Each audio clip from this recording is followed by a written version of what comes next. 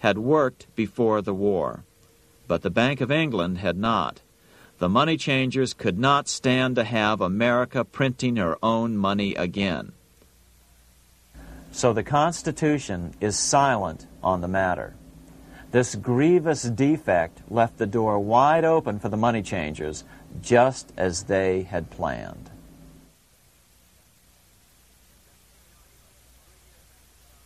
In 1790, less than 3 years after the Constitution had been signed, the money changers struck again. The newly appointed first Secretary of the Treasury, Alexander Hamilton, proposed a bill to the Congress calling for a new, privately owned central bank. Coincidentally, that was the very year that Amschel Rothschild made his pronouncement from his flagship bank in Frankfurt. Let me issue and control a nation's money, and I care not who writes the laws. Alexander Hamilton was a tool of the international bankers, and he wanted to create the U.S. Bank, the BUS, or the Bank of the United States, and did so. Interestingly, one of Hamilton's first jobs after graduating from law school in 1782 was as an aide to Robert Morris, the head of the Bank of North America. In fact, the year before, Hamilton had written Morris a letter saying, "A national debt, if it is not excessive, will be to us a national blessing." A blessing to whom? After a year of intense debate, in 1791, Congress passed the bill and gave it a 20-year charter. The new bank was to be called the First Bank of the United States, or BUS. Here we are in front of the First Bank of the United States in Philadelphia. The bank was given a monopoly on printing U.S. currency, even though 80% of its stock would be held by private investors. The other 20% would be purchased by the U.S. government. But the reason was not to give the government a piece of the action. It was to provide the capital for the other 80% owners. As with the old Bank of North America and the Bank of England before that, the stockholders never paid the full amount for their shares. The U.S. government put up their initial $2 million in cash.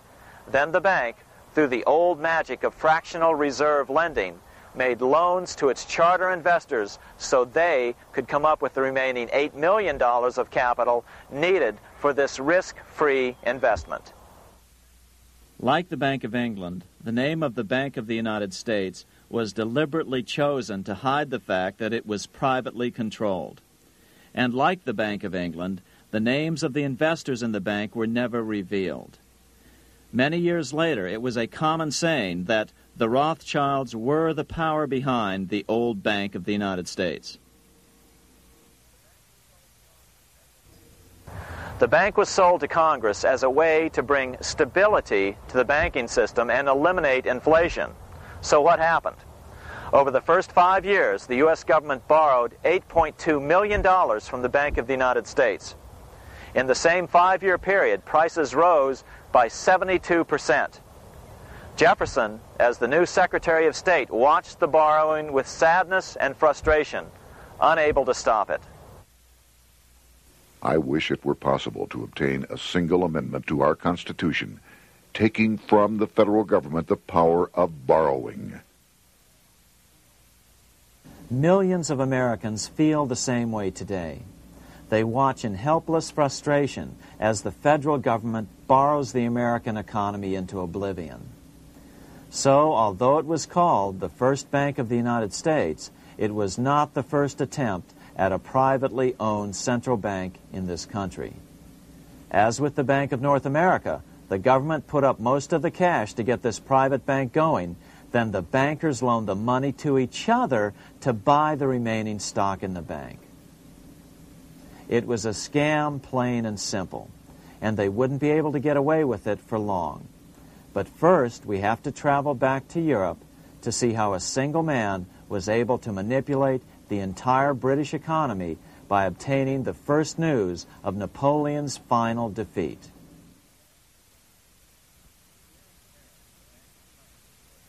Here in Paris, the Bank of France was organized in 1800, just like the Bank of England.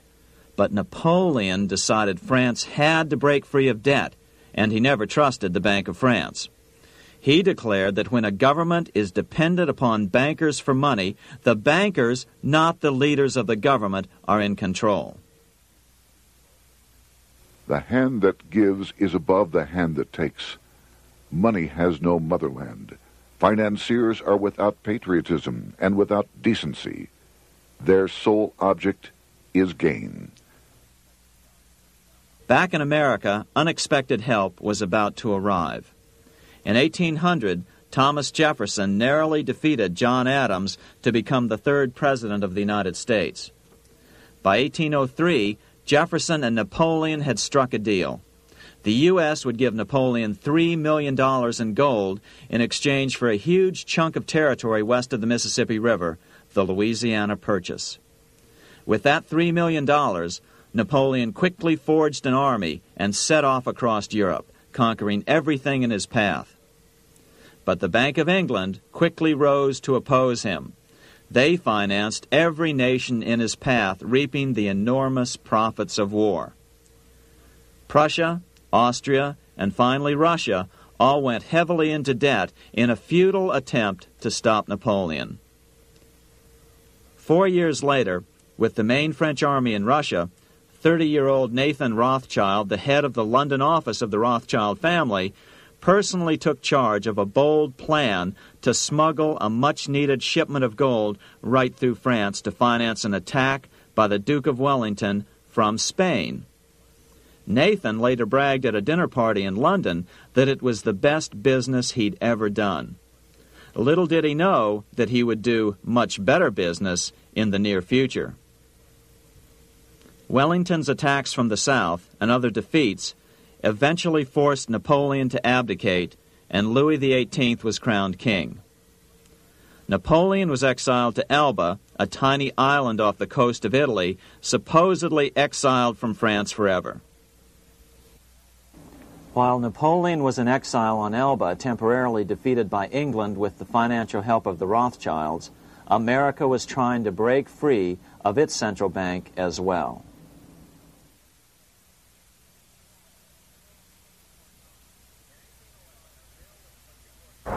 In 1811, a bill was put before Congress to renew the charter of the Bank of the United States. The debate grew very heated, and the legislatures of both Pennsylvania and Virginia passed resolutions asking Congress to kill the bank. The press corps of the day attacked the bank openly, calling it a great swindle, a vulture, a viper, and a cobra. Oh, to have an independent press once again in America. A congressman named P.B. Porter attacked the bank from the floor of Congress, saying if the bank's charter was renewed, Congress, quote, will have planted in the bosom of this Constitution a viper, which one day or another will sting the liberties of this country to the heart, close quote. Prospects didn't look that good for the bank. Some writers have even claimed that Nathan Rothschild warned that the United States would find itself involved in a most disastrous war if the bank's charter were not renewed. But it wasn't enough.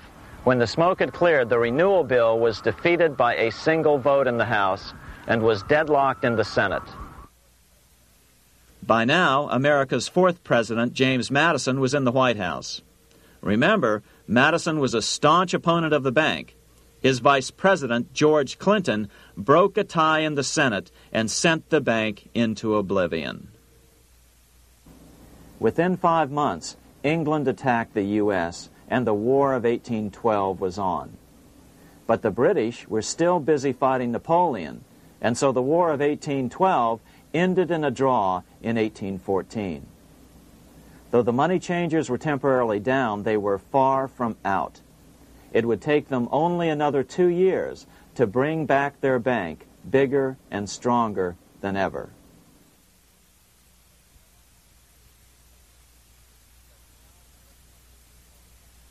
But now let's return to Napoleon, because nothing else in history more aptly demonstrates the ingenuity of the Rothschild family than their control of the British stock market after Waterloo. In 1815, a year after the end of the War of 1812 in America, Napoleon escaped his exile and returned to Paris. French troops were sent out to capture him, but such was his charisma that the soldiers rallied around their old leader and hailed him as their emperor once again. In March of 1815, Napoleon equipped an army which Britain's Duke of Wellington defeated less than 90 days later at Waterloo. Some writers claim Napoleon borrowed £5 million from the Bank of England to rearm, but it appears these funds actually came from the Ouvard banking house in Paris.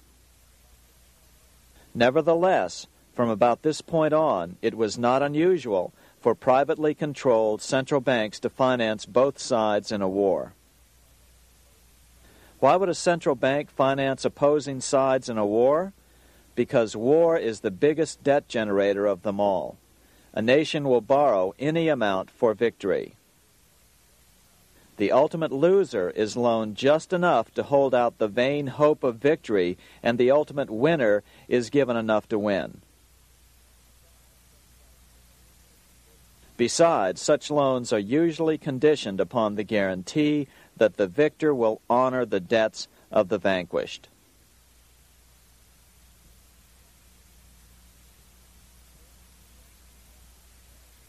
This is the Waterloo battlefield about 200 miles northeast of Paris in what today is Belgium. Here Napoleon suffered his final defeat, but not before thousands of French and Englishmen gave their lives on a steamy summer day in July of 1815. Right over there, on June 18, 1815, 74,000 French troops met 67,000 troops from Britain and other European nations. The outcome was certainly in doubt. In fact, had Napoleon attacked a few hours earlier, he would probably have won the battle. But no matter who won or lost, back in London, Nathan Rothschild planned to use the opportunity to try to seize control over the British stock and bond market and possibly even the Bank of England. Rothschild stationed a trusted agent, a man named Rothworth, on the north side of the battlefield, closer to the English Channel. Once the battle had been decided, Rothworth took off for the Channel. He delivered the news to Nathan Rothschild a full 24 hours before Wellington's own courier. Rothschild hurried to the stock market and took up his usual position in front of an ancient pillar. All eyes were on him. The Rothschilds had a legendary communications network. If Wellington had been defeated and Napoleon was loose on the continent again, Britain's financial situation would become grave indeed. Rothschild looked saddened. He stood there motionless, eyes downcast. Then suddenly he began selling. Other nervous investors saw that Rothschild was selling. It could only mean one thing. Napoleon must have won, Wellington must have lost. The market plummeted. Soon everyone was selling their consols, their British government bonds, and prices dropped sharply.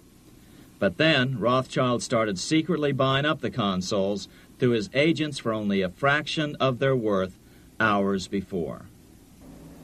Myths, legends, you say? 100 years later, the New York Times ran a story which said that Nathan's grandson had attempted to secure a court order to suppress a book with this stock market story in it. The Rothschild family claimed the story was untrue and libelous, but the court denied the Rothschilds' request and ordered the family to pay all court costs.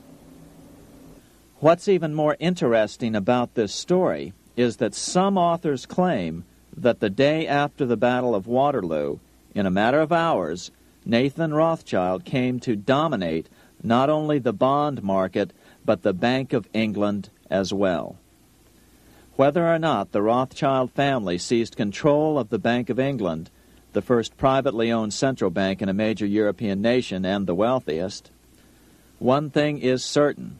By the mid-1800s, the Rothschilds were the richest family in the world, bar none. They dominated the new government bond markets and branched into other banks and industrial concerns. In fact, The rest of the 19th century was known as the Age of the Rothschilds.